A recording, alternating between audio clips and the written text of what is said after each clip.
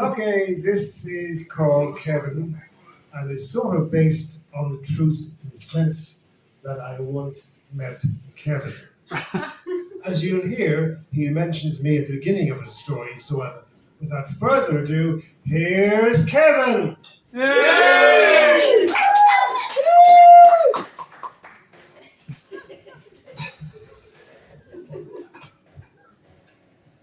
Hi, my name is Kevin, and I'm a seagull.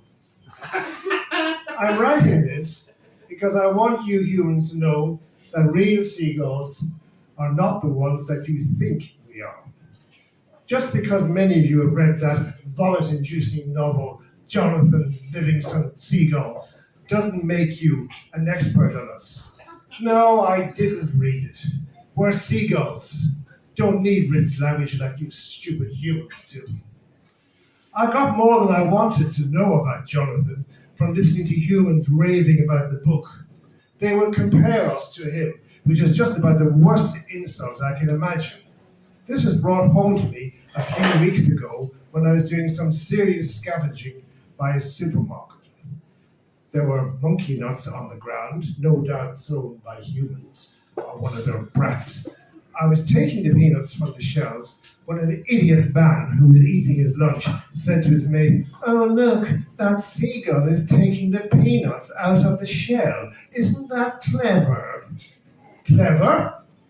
Meaning, of course, clever as he was. What a joke.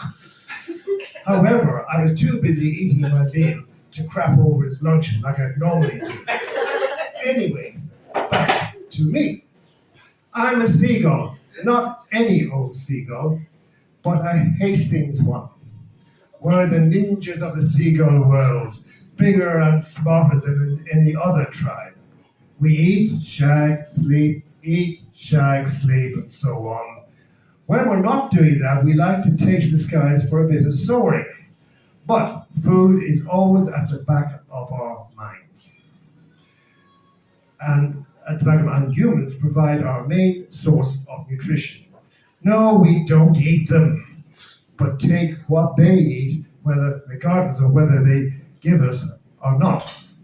It's amazing how easy it is to spot a bag of chips when you're wheeling hundreds of feet above. And I might add that we don't need poncy aerobatics unlike that twat Jonathan Seagull indulges in. For instance, today on the beach, a child had a bag of chips.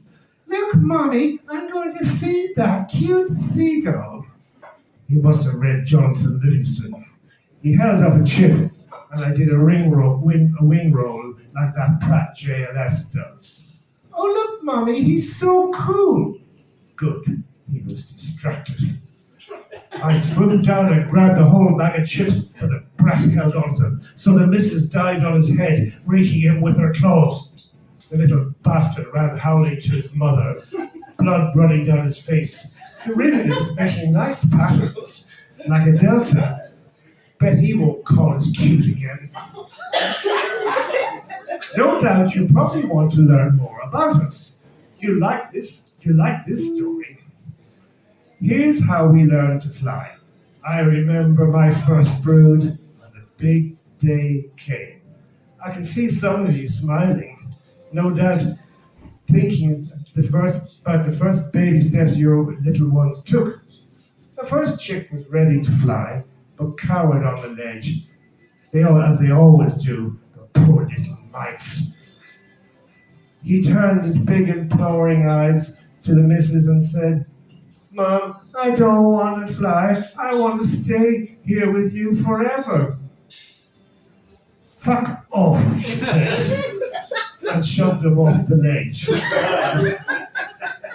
We watched the little shrieking bundle of feathers tumble down the cliff and hit the sea with an interesting plop. "Is he dead?" the missus asked. Before I could reply, a large pink mouth broke the water and he was gone. "He is now," I said. What a pussy. If he spent his energy spreading his wings as he fell instead of whining like a big girl's blouse, he wouldn't have ended up as a seal's dinner. I know some of you are shocked. How could seals be that nasty? They're so cuddly, I hear you cry. Yeah, right, ask Eddie Puffin. I turned to chick number 2, but he needed no encouragement, and jumped as did his siblings, and halfway down they spread their wings and flew like a true Hastings gull. One of our favourite films is The Birds, which the town council used to show in an open-air cinema. Just loved seeing all them humans pecked to death, their eyes gouged out. I've never tried human eyes, but I'm sure they're a delicacy. But they stopped showing the film because people were getting freaked out when they saw the number of seagulls gathering to watch. When winter comes, pickings can't be slim. Then it's time to head to London. Our gang always goes to the Grand Union Canal. The mallards there are pathetic.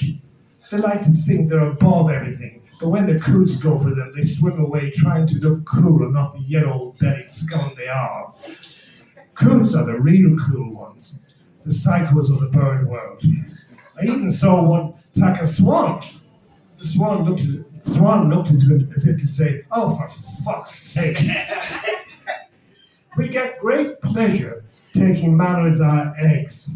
It's most satisfying to wait until you know that the little ducklings are starting to peck their way out of their shells. Then you scare away the parents, and the first taste of the exciting new world the ducklings have is a big beak before they're swallowed. Their expressions are priceless. Now, I know you're waiting for me to get on with it and tell you how we get down to a bit of rugby pumping. Don't try and look so innocent. I know you, you're a bird watcher. Christ, we can't even have a decent shag without one of you popping up with your binoculars, getting your rocks off. It's no wonder they call you lot twitchers. So, you now have a better idea of what we gulls do and how we live. You don't? Well, go and read Jonathan Seagull if you want your gulls to be like something out of those pukey Walt Disney movies that we used to watch at the open-air cinema. But really, all you need to know is we're a far cry from that tosser, Jonathan Livingston Seagull. Thank you.